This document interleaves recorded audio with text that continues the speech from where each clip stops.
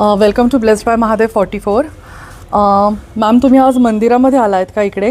हो हो. किती वेळा येता तुम्ही इथे साधारण? आम्ही दर रविवारी येतो इथे. 2-3 महिने झाले आम्ही या मंदिरामध्ये येतो. ओके. तुळजाभवानी ही आमची कुलस्वामिनी आहे. अरे वा. हो, सोलापूरला जायला वेळ मिळत नाही, तुळजापूरला जायला वेळ मिळत नाही, पण इथे आल्यावरती तेच समाधान आणि तेच वाईब्स आम्हाला मिळतात. म्हणजे इतकं समाधान आणि शांती आहे. त्या मातेला बघितल्यावर आपल्या आईची आठवण येते आणि मग घरची आठवण कमी येते. आई गं, किती गोड. जे आई वडील सेम आमचं कुलदैव पण आहे इथे जवळ. खंडोबाचं देऊळ आहे शेजारीच, आम्ही त्याला येतो आणि आधी ते खंडोबाचं दर्शन घेतो आणि मग मातेचं दर्शन घेतो. त्याच्यामुळे आम्हाला दोन्हीचाच लखलाभ होतो दर रविवारी. पण मला एक सांगा की तुम्ही आत्ता घरी स्वयंपाक करून आलायत का? हो.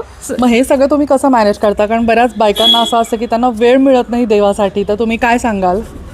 दर रविवारी देवासाठी 10 मिनटं जरी काढली, ॲक्च्युली पर्सनली म्हणतात ना, काय वेळेला डिजिटलायझेशनचं खूप झालेलं आहे की मोबाईलवरती फोटो बघणं देवाचं, किंवा मोबाईलवरनं अभिषेक सांगणं, किंवा या सगळ्या गोष्टी मोबाईलवरनं आरती अटेंड करणं. बरोबर. पण ॲक्च्युअल त्या लोकेशनला जाऊन जेव्हा मातेला भेटतो तेव्हा गळाभेट घेतल्यासारखा आनंद होतो.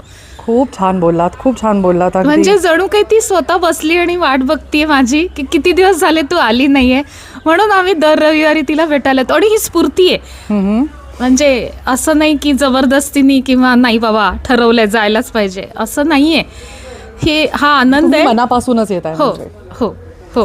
थँक्यू सो मच मॅम तुम्ही आल्याबद्दल. आणि तुम्हाला कुठला काही स्पेसिफिक एक्सपिरियन्स आलाय का कधी असा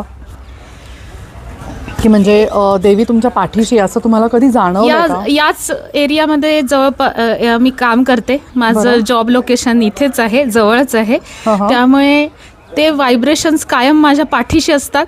मला त्याचा आधार खूप आहे. म्हणजे ही गोष्ट मी जाणीव म्हणतात ना, त्या स्पर्शाची जाणीव कायम माझ्या पाठीशी असतेच. अरे वा, खूप छान. थँक्यू सो मच तुम्ही माझ्या चॅनलवर कॉन्ट्रीब्यूट केल्याबद्दल. Thank you so much. Thank you ma'am, thank you so much.